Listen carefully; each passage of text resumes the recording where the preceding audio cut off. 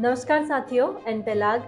मैं हेमलता हेमू। आज के खास भेंटघाट कार्यक्रम में आप सभी का अपने पहाड़नामा चैनल में हार्दिक स्वागत एवं अभिनंदन करती हूँ और आशा करती हूँ कि आप सभी स्वस्थ एवं कुशल होंगे। तो साथियों, आज के खास भेंटघाट कार्यक्रम में मौजूद हैं एक नए और खास मेहमान, सोसाइटी फॉर सोशल एडवांसमेंट साहस के अध्यक्ष श्री लक्ष्मण कुमार गौतम जी। तो नमस्कार सर। नमस्कार। तो सर, आपका मैं अपने पहाड़नामा चैनल के खास भेंटघाट कार्यक्रम की इस परिचय बेला में आपका हार्दिक स्वागत एवं अभिनंदन करती हूँ। धन्यवाद आपका जी। और आपके चैनल का जी बहुत सर। बहुत धन्यवाद। जी सर, धन्यवाद सर। और मैं आप सभी को बताना चाहूँगी कि सर अभी वर्तमान में राज्य दिव्यांग सलाहकार बोर्ड के सदस्य भी हैं। तो चलते हैं परिचय की बेला की ओर। तो मैं सर से निवेदन करूंगी कि सर आप हमारे दर्शकों को थोड़ा सा अपना परिचय दें। मैं लक्ष्मण कुमार, राज्य दिव्यांग सलाहकार बोर्ड का सदस्य। पिछले बार भी मैं राज्य दिव्यांग सलाहकार बोर्ड का सदस्य था और इस बार भी मैं राज्य दिव्यांग सलाहकार बोर्ड का सदस्य हूँ। मैं अपने संस्था के माध्यम से हम दिव्यांगता पर दिव्यांगों की सेवा करते आए हैं जी।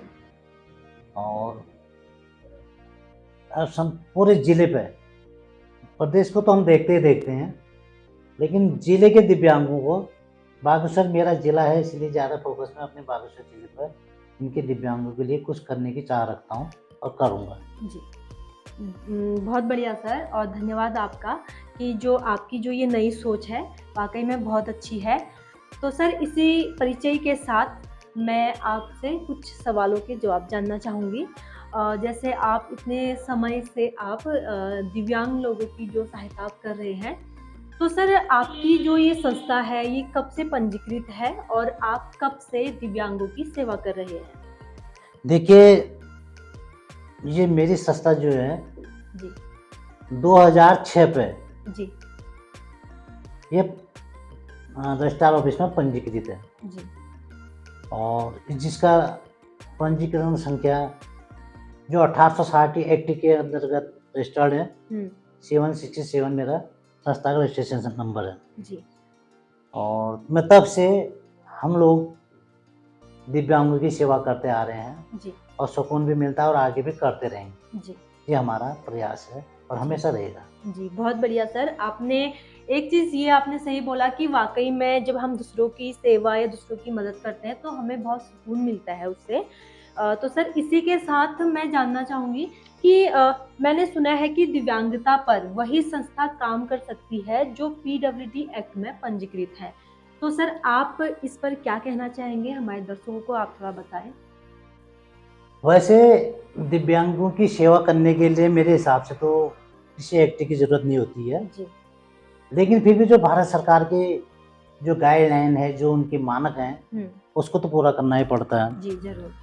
तो इसी में पीडब्ल्यूडी एक्ट के अंतर्गत जो संस्था रजिस्टर्ड है, जी जो निदेशालय समाज कल्याण में रजिस्टर्ड होते हैं और वही संस्था दिव्यांगता पर कार्य कर सकती है। जी ये मानक सरकार के हैं हमारे में जी और मैं तो कह रहा हूँ कि हर किसी को दिव्यांगों की सेवा करना चाहिए जी और भी निस्वार्थ भाव से। जी, बहुत बढ़िया सर।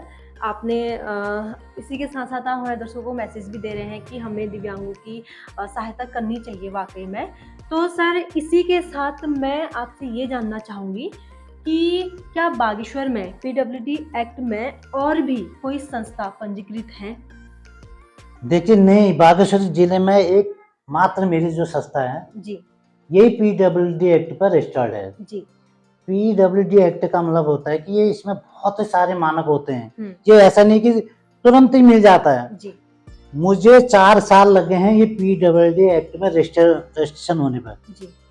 कि जितनी मानकें थी खुद समाज कल्याण अधिकारी और समाज कल्याण ऑफिस के माध्यम से ये रजिस्ट्रेशन होने के लिए जाता है। जी, तो मैं 4 साल से लगातार मुझे कम से कम 4-5 बार मैंने अपने प्रपत्र भेजे, जिसमें कि 5 बार क्वेरियां लग के इधर आई हैं और उन क्वेरियों को पूरा करने में मुझे 4 साल लग गए।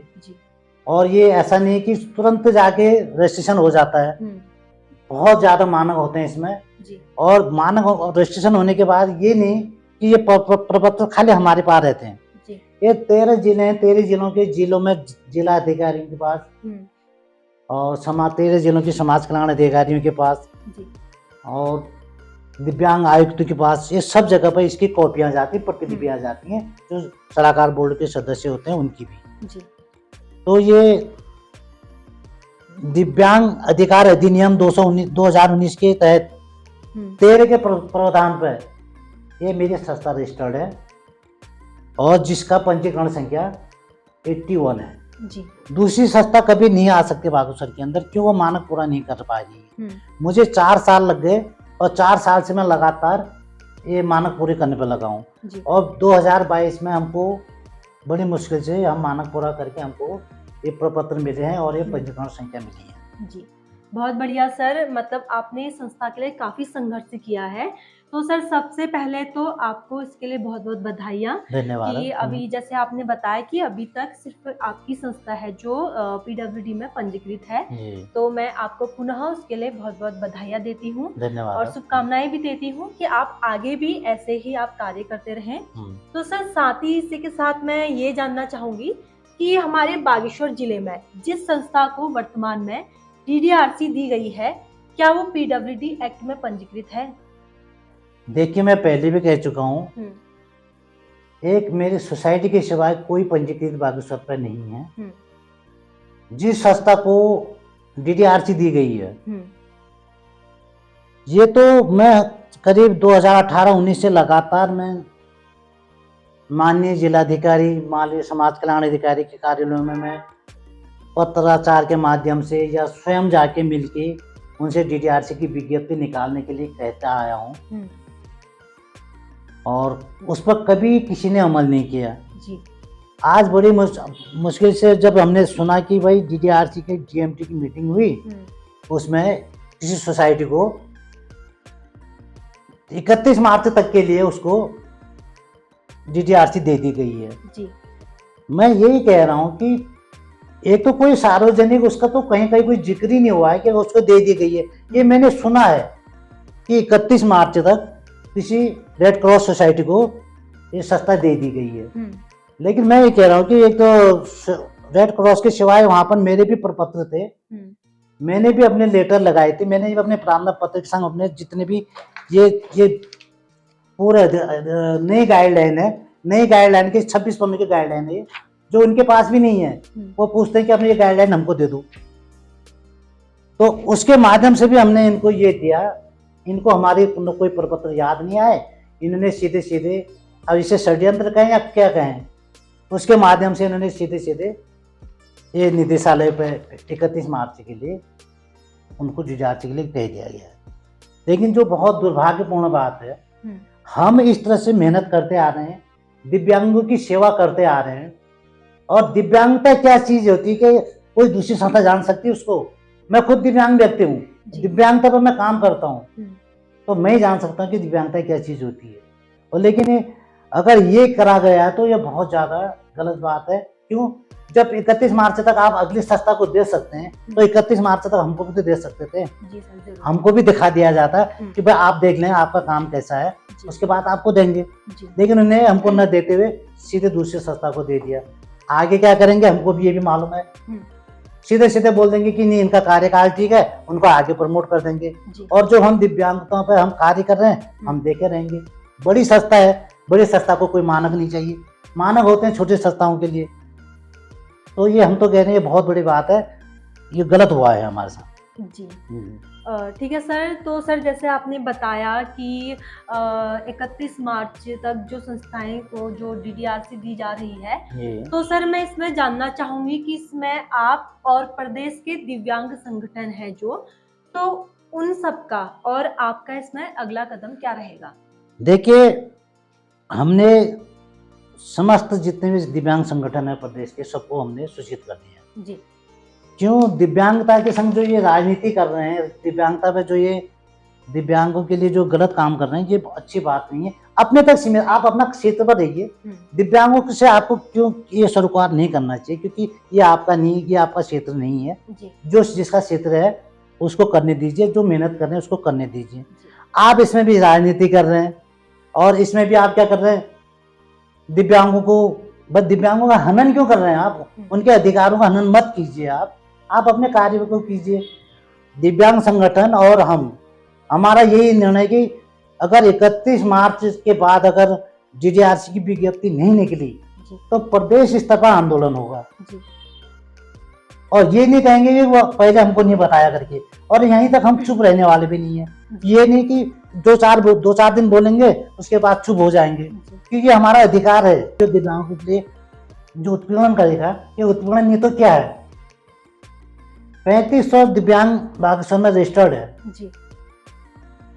जो उनके पेरेंट्स हैं, एक दिव्यांग के पास अगर सब तीन ही परिवार में 3-4 पेरेंट्स भी होंगे तो एक परिवार से 5 दिव्यांग होते हैं जी। ये वोटिंग में काम आएंगे। ये हम वोट बैंक नहीं है खाली, हम दिल से काम करते हैं जी।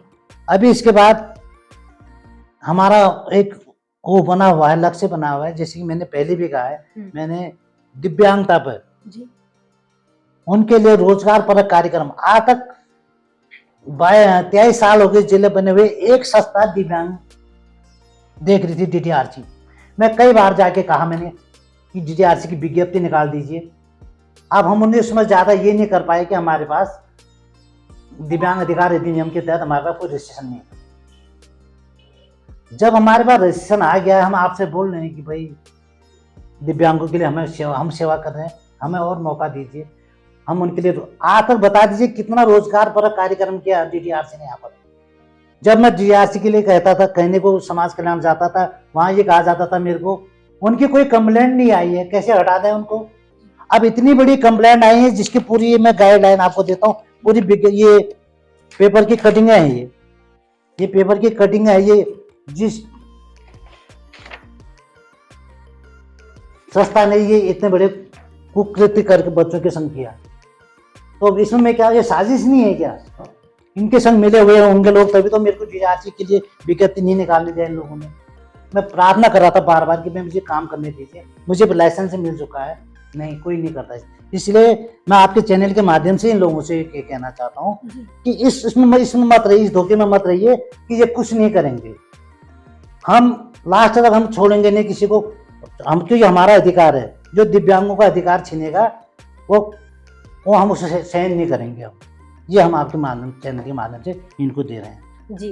जैसे कि सर ने बोला कि जो दिव्यांग लोग जो है उनका जो अधिकार है वो अधिकार हम उनको देकर रहेंगे। उसके लिए सर ने बताया कि जैसे उन्होंने पहले से ही वो काफ़ी संघर्ष करते हुए आ रहे हैं और जब तक उन्हें दिव्यांगों के लिए वो पूरा अधिकार नहीं मिल जाए तो तब तक वो इस लड़ाई को जारी रखेंगे और इस संघर्ष को वो जारी रखेंगे। तो सर इसी के साथ मैं आपसे ये जानना चाहूँगी कि आपके द्वारा DDRC के विज्ञापन के लिए बार बार कहा जा रहा है, तो सर जिसमें आपने विज्ञापन और पत्रों के माध्यम से भी आपने काफ़ी बार इसके बारे में आपने बात कही है और अपनी बातें रखी हुई है। तो सर मैं इसमें ये जानना चाहूँगी कि इसमें सरकार द्वारा अब तक क्या कार्यवाही की गई है? सरकार द्वारा हमें कभी तक, मैं 4 साल से लगातार पत्र व्यवहार करते आ रहा हूँ।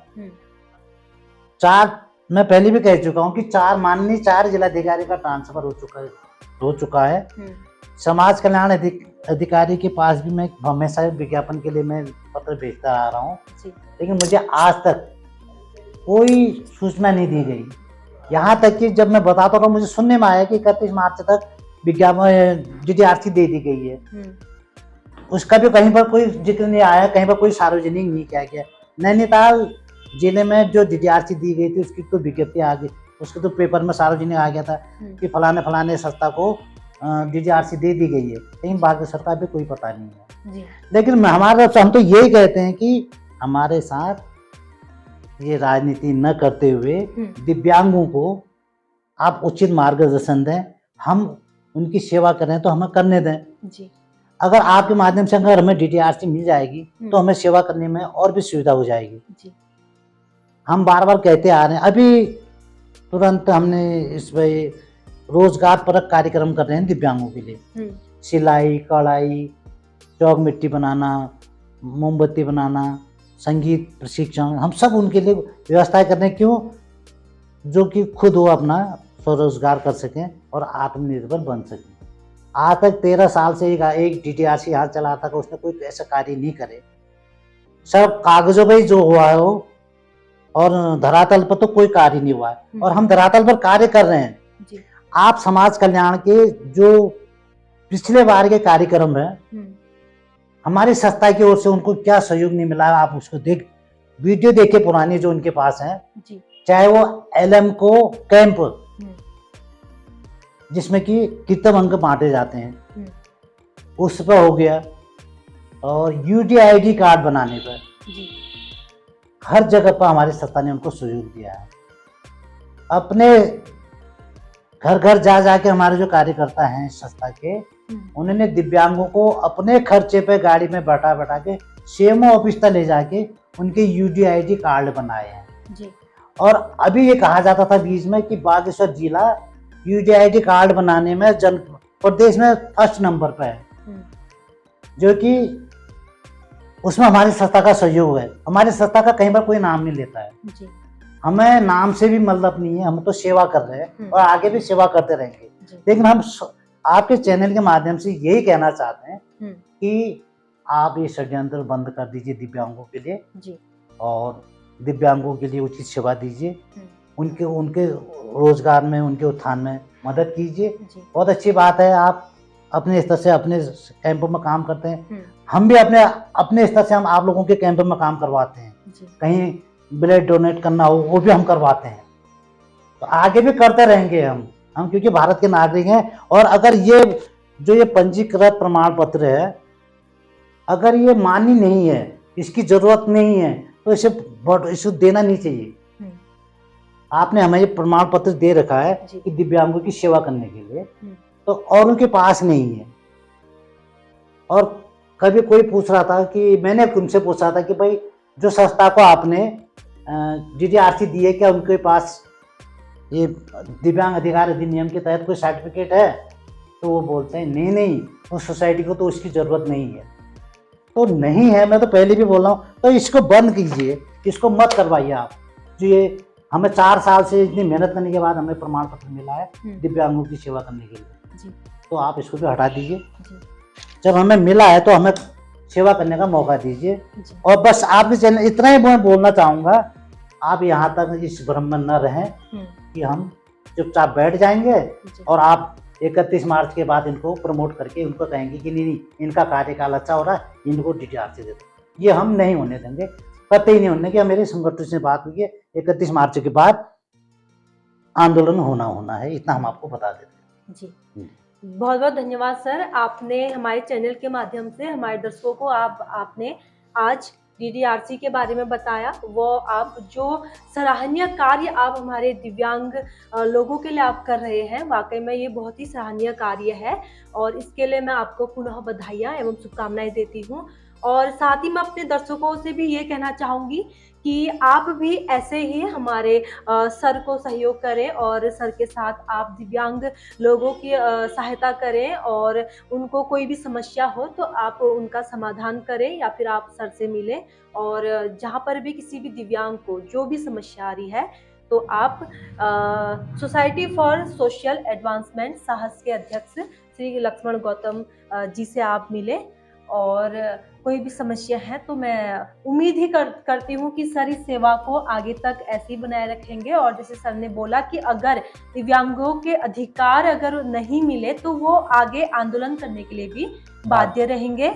जी, और सर इसी के साथ सर बहुत अच्छा मैसेज आप दे रहे हैं समाज में भी और हमारे दर्शकों को भी, जो आप दिव्यांगों के लिए जो आप ये कार्य कर रहे हैं। आपने जैसे भी बताया कि आप उनके लिए एक रोजगार परक कार्यक्रम भी आप करने जा रहे हैं। बहुत अच्छा सर। और आप हमारे चैनल के माध्यम से आपने दर्शकों को ये सारी जानकारियाँ दी। मैं आपका पुनः अपने पहाड़नामा चैनल के इस खास भेंटघाट कार्यक्रम में हार्दिक स्वागत एवं अभिनंदन करती हूँ और धन्यवाद करती हूँ कि आपने अपना कीमती समय हमें दिया और आपने इतनी महत्वपूर्ण जानकारियाँ हमारे दर्शकों के बीच में रखी। और साथ ही कि सर आप अगर हमारे दर्शकों को कुछ संदेश आप देना चाहते हैं तो। देखिए, मैं समस्त पहले तो पूरे प्रदेश की जनता से अनुरोध करूँगा और ख़ासकर बागेश्वर ज़िले में मैं दिव्यांगता पर कार्य कर रहा हूँ। समस्त मैं दिव्यांग अब जो दिव्यांग बच्चे हैं उनके अभिभावकों से और समस्त और जनता से भी मैं अनुरोध करूँगा कि इन दिव्यांग बच्चों के लिए जो भी सहयोग हो रहा है, जो भी कार्य हो रहे हैं, उसमें अपना सहयोग दीजिए। जी। और ये मत समझिए कि मतलब आप दिव्यांग वोटों तक ही सीमित है, मैं अभी भी बोल रहा हूँ। दिव्यांग वोट भी करेंगे, सब कुछ करेंगे, लेकिन उनको उनकी मंजिल तक पहुँचाने में सहयोग करें। और रोज़गार परक कार्यक्रम तो उन पे होने हैं। इसीलिए मैं आप सभी लोगों का और आपके पहाड़नामा चैनल का मैं बहुत-बहुत धन्यवाद करता हूँ जी। और आशा करता हूँ कि आपका चैनल भी दिन-दूनी रात चौगुनी जी। तरक्की करे। बहुत-बहुत धन्यवाद और सर। जी, धन्यवाद सर धन्यवाद। आपका। बहुत अच्छा लगा आपसे मिलकर, आपसे वार्ता करके, और आपने जो इतनी महत्वपूर्ण जानकारी हमें दर्शकों को दी, मैं पुनः आपका धन्यवाद करती हूँ। तो साथियों, आज के खास भेंटघाट कार्यक्रम में हमारे पहाड़नामा चैनल में मौजूद हैं सोसाइटी फॉर सोशल एडवांसमेंट के अध्यक्ष श्री लक्ष्मण कुमार गौतम जी, जिन्होंने आपको दिव्यांगों की सेवा जो इतने समय से कर रहे हैं उनके बारे में, उनके अधिकारों के लिए और डीडीआरसी के बारे में उन्होंने जानकारी दी।